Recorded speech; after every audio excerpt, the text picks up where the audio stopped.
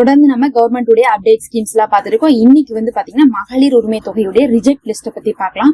Reject லிஸ்ட்லாம் என்னன்னு சொல்லிட்டு கேட்டீங்கன்னா, அதாவது வந்து இந்த தடவை வந்து கவர்மெண்ட் என்ன பண்றாங்கன்னா, ஒரு குறிப்பிட்ட ஆட்களை வந்து மகளிர் உரிமை தொகையிலிருந்து நீக்கிறாங்க.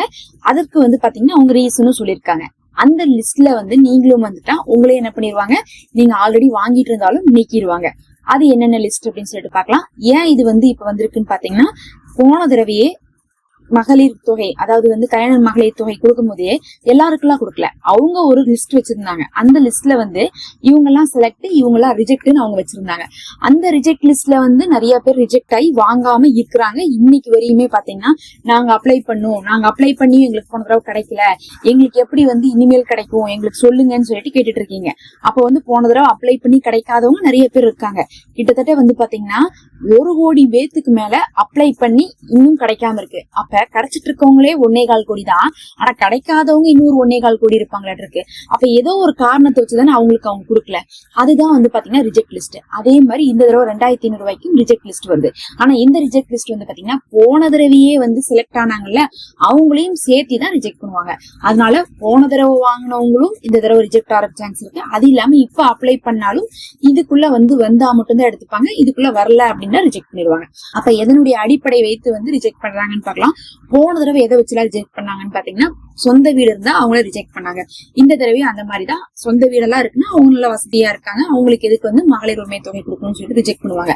அதுக்கப்புறம் வந்து பாத்தீங்கன்னா போன தடவை என்ன சொன்னாங்கன்னா, கவர்மெண்ட் ஜாப்ல ஊழியர்களா இருந்தா ரிஜெக்ட் பண்ணாங்க. அதே மாதிரி இந்த தடவையும் கவர்மெண்ட் ஜாப்ல ஊழியர்களா இருந்தா ரிஜெக்ட் பண்ணுவாங்க. அதே சமயத்துல நீங்க கேட்கலாம், போன தடவை எங்களுக்கு கொடுத்துட்டாங்க அப்படின்னு கேட்கலாம். போன தடவை உங்களுக்கு கொடுத்துருப்பாங்க, அப்ப உங்க குடும்பத்துல யாரும் கவர்மெண்ட் ஜாப்ல இல்லாம இருந்திருப்பாங்க. ஆனா இப்போ ஒரு 3-4 வருஷம் ஆயிடுச்சா, 3-4 வருஷத்துல உங்க பையனோ உங்க பொண்ணோ உங்க வீட்டுல யாராவது ஒருத்தவங்களுக்கு கவர்மெண்ட் ஜாப் கிடைச்சிருக்கிறதுக்கு வாய்ப்பு இருக்கு. அப்படி பார்க்கும்போது என்ன ஆகுதுன்னா, போன தடவை எலிஜிபிளா இருந்திருப்பீங்க, இந்த தடவை அந்த எலிஜிபிலிட்டி உங்களுக்கு போயிருது. அப்ப என்ன பண்ணுவாங்கன்னா, அதனுடைய அடிப்படையை வச்சு என்ன பண்ணுவாங்க, ரிஜெக்ட் பண்ணிடுவாங்க. அதனாலதான் வந்து பாத்தீங்கன்னா சிஎம் என்ன சொல்லியிருக்காங்க, ஒரு குறிப்பிட்ட நாட்களுக்கு ஒரு தடவை, அதாவது வந்து 1 வருஷத்துக்கு ஒரு தடவை என்ன பண்ண சொல்லியிருக்காங்க, மறுபடியும் செக் பண்ண சொல்லியிருக்காங்க. எதுக்கு 1 வருஷத்துக்கு ஒரு தடவை செக் பண்ண சொல்லியிருக்காங்கன்னா, அதாவது சில எலிஜிபிலிட்டின்னு சொல்லிட்டு கொடுக்குறாங்களே, அந்த எலிஜிபிலிட்டியை விட்டு இவங்க வந்து மீறி போறாங்களா. நம்ம வந்து சொல்லியிருக்கோம், வருஷத்துக்கு இத்தனை ரூபா தான் வந்து வருமானம் அப்படிங்கிறது ஒரு குடும்பத்துக்கு இருக்கணும் அப்படிங்கிறோம். அதுக்குள்ள இருக்கிறவங்களுக்கு தான் மகளிர் உரிமை தொகை, அதுக்கு மேல இருந்தா இல்லைங்கிறோம். ஆனா அப்ளை பண்ணும் போது அவங்க அதுக்குள்ள இருந்திருக்கலாம். 2.5 லட்ச ரூபா சொல்றாங்க, 2.5 லட்ச ரூபாய்க்குள்ளதான் என் குடும்பம் வந்து பாத்தீங்கன்னா வருடாந்திர வருமானமே இருக்குன்னு சொல்லிட்டு நான் அப்ளை பண்ணிட்டேன், வாங்கிட்டேன். ஆனா 1 வருஷத்துல பாத்தீங்கன்னா வேற ஒரு வேலை கிடைச்சு இன்னொருத்தவங்க வேலைக்கு போய் வருமானம் உயருது, இல்ல வந்து வேலை செஞ்சுட்டு இருக்கவங்களுக்கே வருமானம் உயருது. அப்ப என்ன ஆகுது, 4 லட்ச ரூபா 5 லட்ச ரூபான்னு வருது. வரும்போது என்ன பண்ணுவாங்கன்னா, இப்ப அவங்க எலிஜிபிள் இல்லைன்னு சொல்லிட்டு அவங்களுக்கு மகளிர் உரிமை தொகையை ஸ்டாப் பண்ணிடுவாங்க. அதனால அப்படி செக் பண்ண சொல்லியிருக்காங்க. அடுத்து அந்த மாதிரி செக் பண்றதுல வந்து பாத்தீங்கன்னா, நம்ம சொன்ன மாதிரி சொந்த வீடு, அப்ப உங்களுக்கு சொந்த வீடு இல்லாம வந்திருக்கலாம், ஆனா இப்ப உங்களுக்கு சொந்த வீடு வந்திருக்கலாம். அதே மாதிரி அப்ப உங்களுக்கு 4 வீலர் இல்லாம வந்திருக்கலாம். 4 வீலர்னா என்னது, காரு. பொதுவா வந்து பாத்தீங்கன்னா கார் அப்படிங்கிறது லக்ஸுரிக்குள்ளதான் கொண்டு வராங்க. அதனால கார் வச்சிருக்கவங்க என்ன பண்றாங்க, அவங்க ரிஜெக்ட் பண்றாங்க. அப்ப வந்து கார் போன தடவை இல்லாம வந்திருக்கலாம், இந்த தடவை வந்திருக்கலாம். அதே மாதிரி உங்க வீட்டுல அதிகமானவங்க வருமானத்தை ஈட்டக்கூடியவர்களாக போன தடவை இல்லாம இருந்திருக்கலாம், இந்த தடவை வந்து பாத்தீங்கன்னா அதிகமானவங்க வருமானத்தை ஈட்டுறதுக்கான வாய்ப்பு இருக்கு. எப்படின்னு பாத்தீங்கன்னா, போன தடவை வந்து ஒரு 3-4 வருஷத்துக்கு முன்னாடி நம்ம அப்ளை பண்ணோம். எனக்கு தெரிஞ்சு 3 வருஷம் மகளிர் உரிமை தொகை அப்படிங்கிறது 3 வருஷத்துக்கு முன்னாடி அப்ளை பண்ணும் போது, இப்போ உங்க வீட்டுல வந்து அப்பா அம்மா ஒரு பையன் ஒரு பொண்ணு இருக்கிறாங்கன்னு வச்சுக்கலாம். அப்பா மட்டும் சம்பாதிச்சிட்டு இருக்காரு, அப்ப நீங்க அப்ளை பண்றீங்க, உங்களுக்கு கிடைச்சிருக்கும். ஆனா இந்த 3 வருஷத்துல உங்க பையன் வந்து படிச்சு முடிச்சுட்டு வேலைக்கு போயிருக்கலாம். இப்ப பையனும் சம்பாதிக்கிறார், அவர் ஒரு 20,000 ரூபாய் மாசம் சம்பாதிக்கிறாருன்னா உங்களுடைய குடும்பத்துடைய வருமானம் உயர்ந்துருச்சுல. அப்ப என்ன பண்ணுவாங்கன்னா, இப்ப வந்து நீங்க எலிஜிபிள் இல்லைன்னு சொல்லிட்டு ரிஜெக்ட் பண்ணுவாங்க. அப்ப வந்து உங்களுக்கு புரியும்னு நினைக்கிறேன். வருமானம் வந்து பாத்தீங்கன்னா வருடாந்திர வருமானம் ஏறும் போது, அதே மாதிரி வந்து பாத்தீங்கன்னா நிறைய பேர் வருமானம் ஈட்டக்கூடியவங்களாக குடும்பத்துல வரும்போது உங்களுக்கு வந்து பாத்தீங்கன்னா ரிஜெக்ட் பண்ணுவாங்க. இதெல்லாம் இல்லாம வந்து எதை வச்சு உங்களுக்கு ரிஜெக்ட் பண்றாங்கன்னு வந்து பாத்தீங்கன்னா, ஐடி ஃபைல் பண்ணக்கூடியவங்களா இருந்தா ரிஜெக்ட் பண்ணுவாங்க.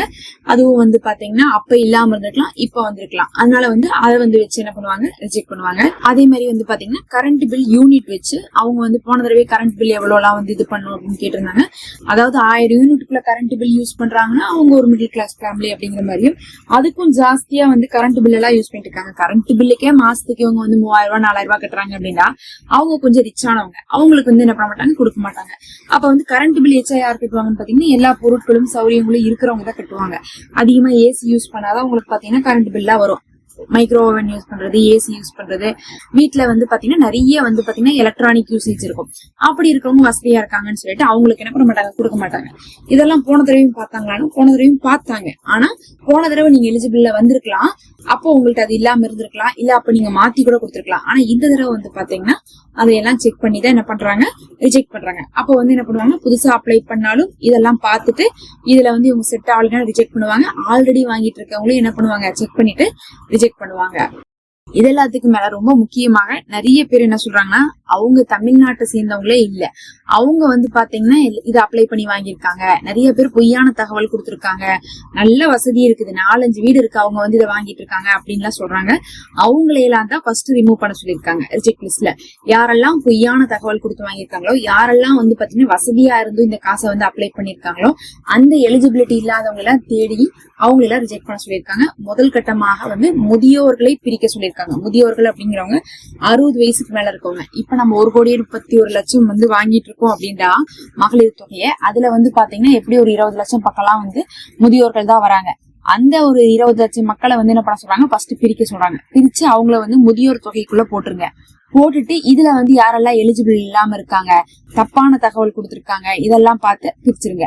அதுக்கு பிறகு வந்து பாத்தீங்கன்னா என்ன பண்ணுவாங்கன்னா உங்களுக்கு புது ஃபார்ம் கொடுப்பாங்க. நிறைய பேர் புது ஃபார்ம் வேணும், அப்ளை பண்ணும், எப்படி அப்ளை பண்ணுன்னு சொல்லுங்க, ஆன்லைனா ஆஃப்லைனான்னு சொல்றீங்க. இதுவரையும் வந்து பாத்தீங்களா ஆன்லைனோ ஆஃப்லைனோ 2 வகையிலுமே நீங்க அப்ளை பண்ண முடியாது. ஏன்னா இப்ப வந்து எந்த ஒரு ஃபார்மையும் கொடுக்கல. இந்த ஃபார்ம் எல்லாம் வந்து பாத்தீங்கன்னா ஒரு முகாம் அமைச்சுதான் கொடுப்பாங்க. அப்படி பார்க்கும்போது இப்போ ஒரு முகாம் அமைச்சாங்க, அந்த முகாம்லயும் ஃபார்ம் கொடுக்கல. அதுக்கு பதிலா போன தடவை அப்ளை பண்ணி ரிஜெக்ட் ஆனவங்களுடைய மறுபரிசீலனை மட்டும் தான் வாங்கினாங்க. அப்ப இன்னுமே ஃபார்முக்கு வந்து யாருமே எங்க போய் பார்த்தாலுமே வந்து பாத்தீங்கன்னா உங்களால இப்ப வந்து ஃபார்ம் கொடுக்க முடியாது. மகளிர் உரிமை தொகைக்கு அறிவிப்பு வந்ததுக்கு பிறகுதான் வந்து நீங்க கொடுக்க முடியும். அறிவிப்பு வருமானு கேட்டீங்கன்னா கண்டிப்பா சீக்கிரமாவே வரும். ஏன்னா நிறைய பேர் வந்து இன்னும் மகளிர் உரிமை தொகை வாங்காம காத்துட்டு இருக்காங்க, எதிர்பார்த்துட்டு இருக்காங்க. அதனால வந்து பாத்தீங்கன்னா மகளிர் உரிமை தொகைக்கான அறிவிப்பை சீக்கிரமே கொடுப்பாங்கன்னு எதிர்பார்க்கப்படுது. அதே சமயத்துல பட்ஜெட் ஒதுக்குனதுக்கு பிறகு வந்து இவங்க அறிவிப்பாங்க, அப்ப வந்து ஃபார்ம் கொடுப்பாங்கன்னு சொல்றாங்க.